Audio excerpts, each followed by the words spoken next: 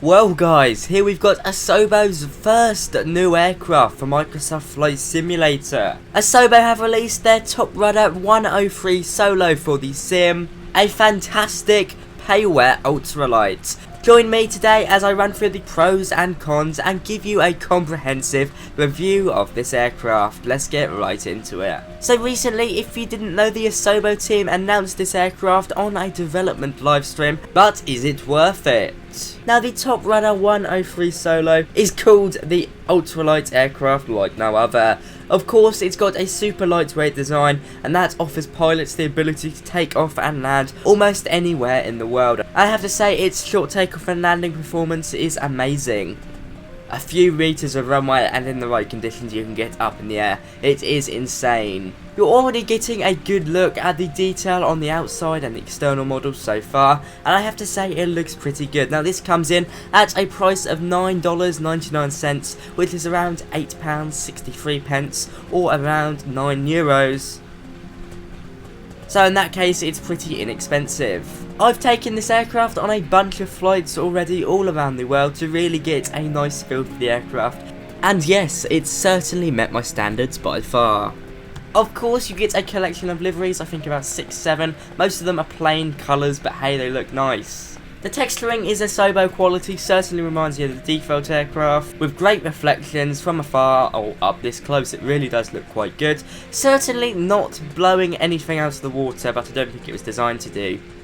This has been designed clearly to make you enjoy Microsoft Flight Simulator by flying low and slow. I guess it tried to fill the market, although there is plenty of ultralights out already, but I guess those who are entering flight simulation are going to trust the developers before they move on to external developers. The engine at the front here is really something special. I have to say, it's probably one of the highest detailed I've seen so far with the sim.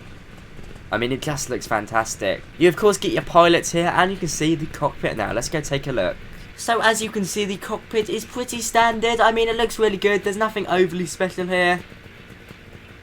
We've got a good look at the wings and of course the wheels. The gears look very nice. Now you may be wondering, where is the throttle? Well, unlike that other ultralight, you have actually got the throttle. It's of course this little lever here. Whoa, whoa, whoa, whoa, whoa.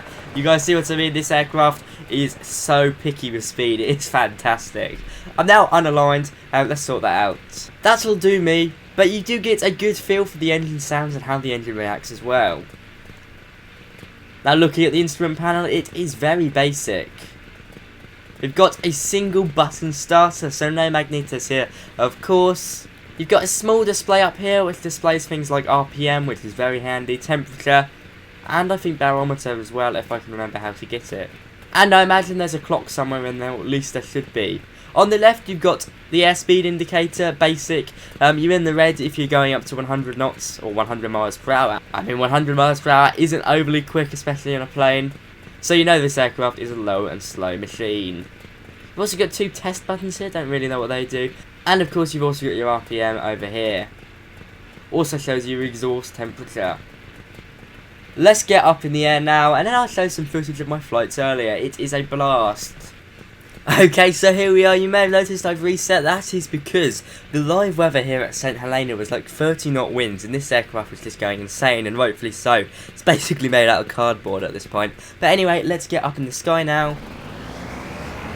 Here we go. It is of course a tail dragger. It's very sensitive, as you'd expect. We can pull up now. Whoa, we are up in the sky. Isn't that insane? This aircraft is a blast. The sounds are perfection.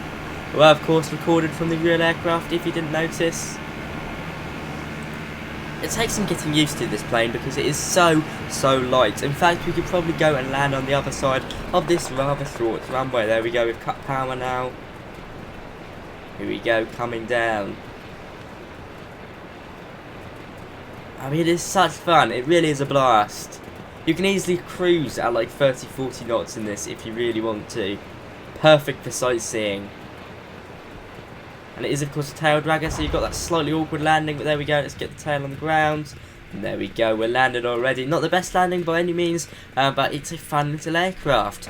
Now, I've flown this aircraft around parts of West Africa and the Canary Islands. I have to say, it is fantastic. It's a joy to fly, the flight model is spot on, it's exactly how I imagine it to be. Of course I might have some ultralight pilots in the comments, and if you tried it out, give me your thoughts. It really is stunning, the collection of liveries amazing, I really think it's worth its money. Back here on the ground, just parked up on a taxiway, let's run through the pros and cons of this aircraft. Number 1, it's very cheap. £8.60 in the UK isn't a lot of money, especially when some microlights and ultralights on the market are retailing for around £25. Number 2, it's made by Asobo, so you know you're going to get consistent updates. And you know you're not going to get any major bugs or interference with the simulator when there's updates in the sim coming out. And most of all, it is simply a stunning aircraft. I can't pick a fault with it, I've got to be honest. Sure, it's a relatively rudimental aircraft, there's not too much going on with it, they can't really mess it all up. But the fact everything moves so well, you can see all the pulleys moving correctly, you see the motion of the aircraft with the propeller, it is really good. I generally can't recommend it enough, it gets a 10 out of 10 from me. Maybe I'm being too nice, but I really do think it's one of the better payware aircraft we've got for the sim. The only reason I'd say not to buy it is if you're not interested in ultralights or if you've got a freeware alternative, because there are of course some good ones out there. But if you like a solid aircraft that's really up to the stuff, that is perfect for sightseeing, I'd really recommend it.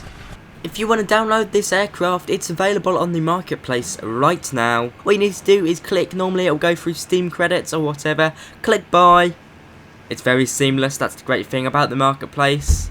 Then just download it through your content manager. It could not be any easier. 10 out of 10 from me.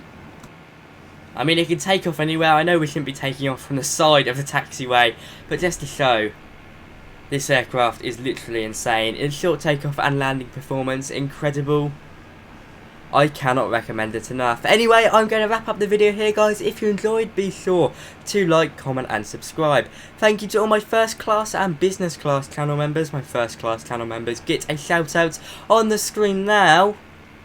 If you want to see more add-on reviews like this, getting you the most up-to-date news, and of course other aviation content, be sure to like, comment and subscribe, and comment down below if I can improve on anything about this video. I think I've covered most parts. But from me today, that is all. Bye bye.